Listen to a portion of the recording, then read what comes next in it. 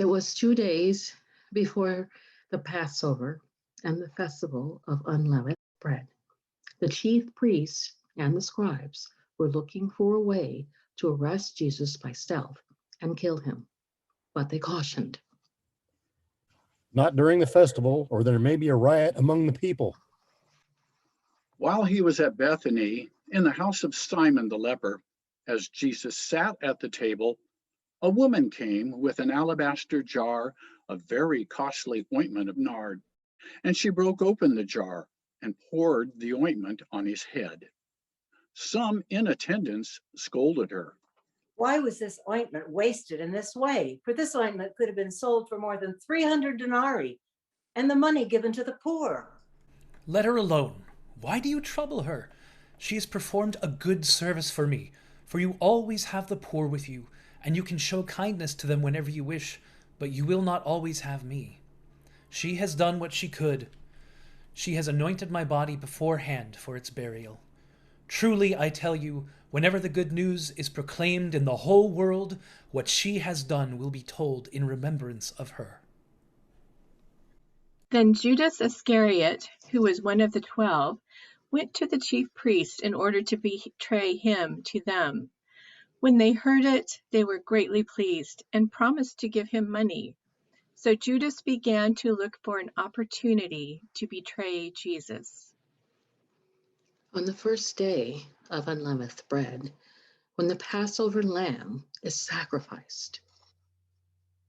Where do you want us to go and make the preparations for you to eat the Passover? So he sent 2 of his disciples. Go into the city, and a man carrying a jar of water will meet you.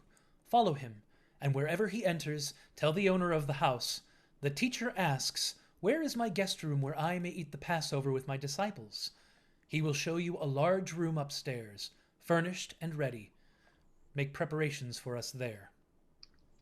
So the disciples set out and went to the city and found everything as he had told them, and they prepared the Passover meal.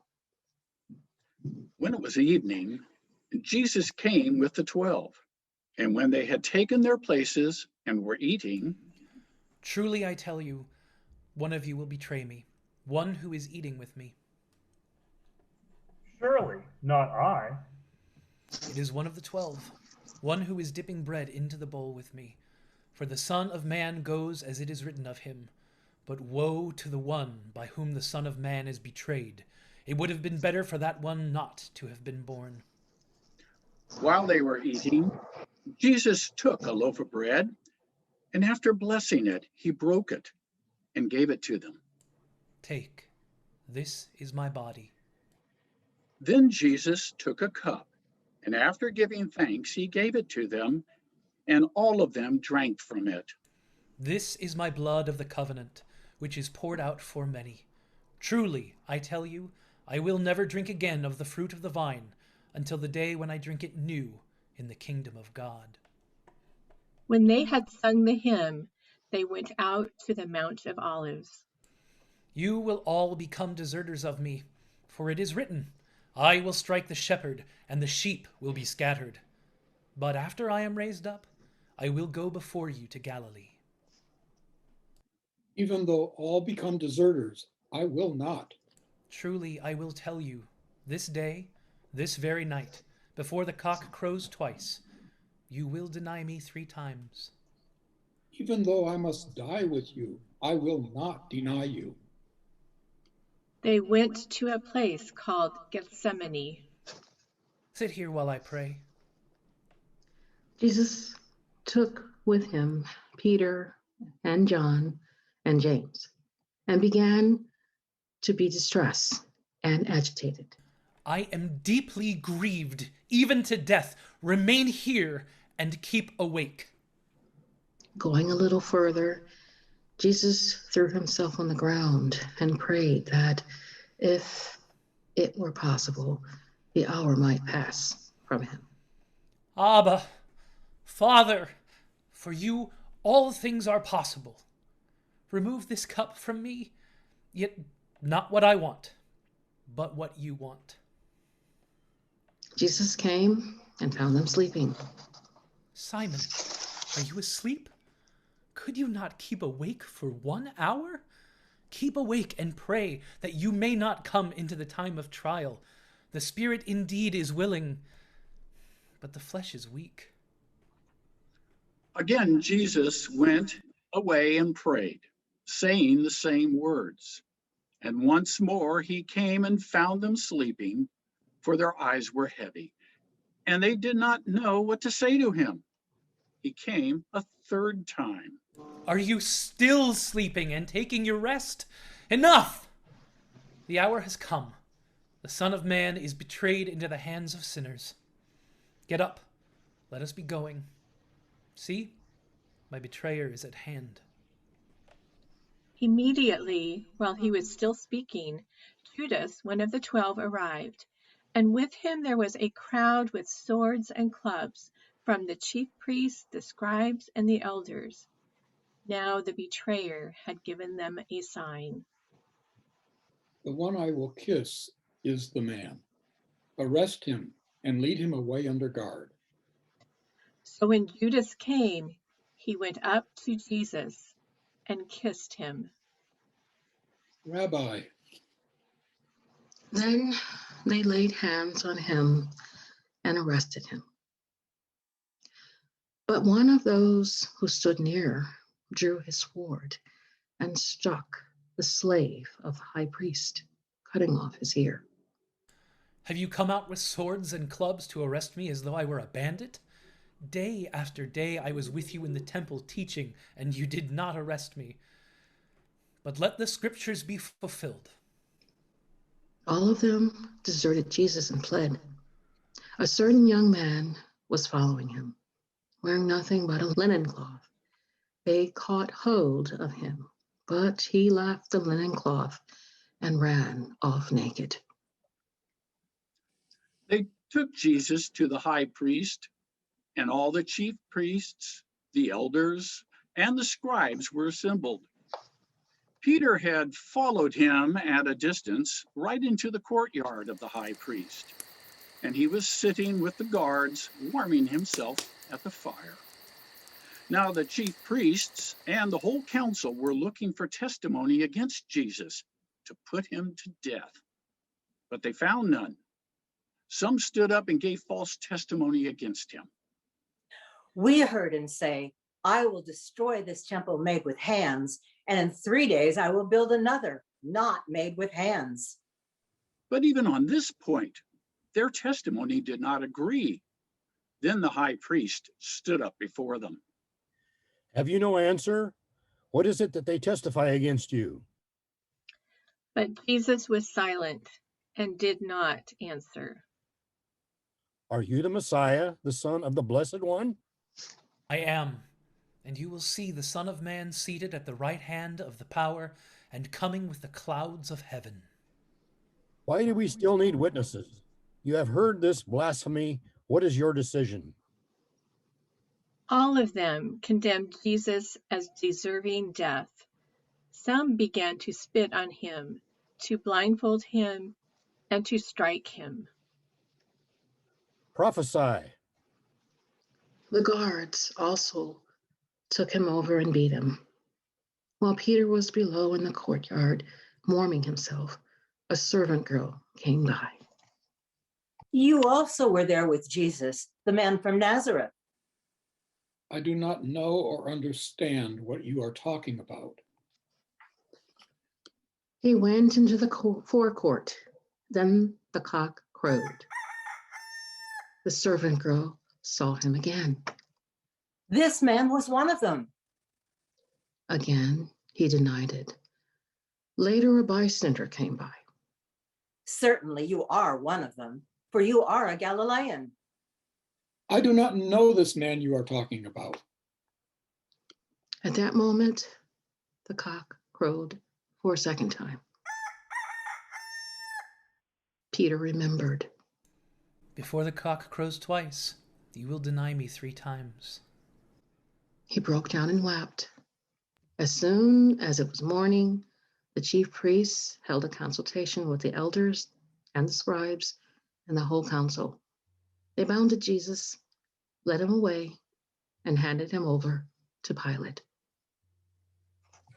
Are you the king of the Jews? You say so. Then the chief priests accused him of many things. Have you no answer? See how many charges they bring against you. Jesus made no further reply, so that Pilate was amazed. Now at the festival, he used to release a prisoner for them, anyone for whom they asked. Now a man called Barabbas was in prison with the rebels who had committed murder during the insurrection. So the crowd came and began to ask Pilate to do for them according to his custom. Do you want me to release for you the king of the Jews?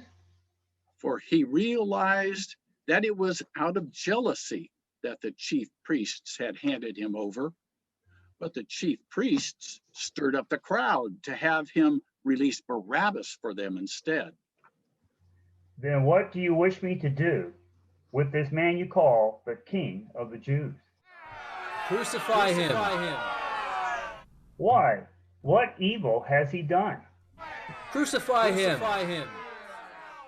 So Pilate, wishing to satisfy the crowd, released Barabbas for them, and after flogging Jesus, handed him over to be crucified.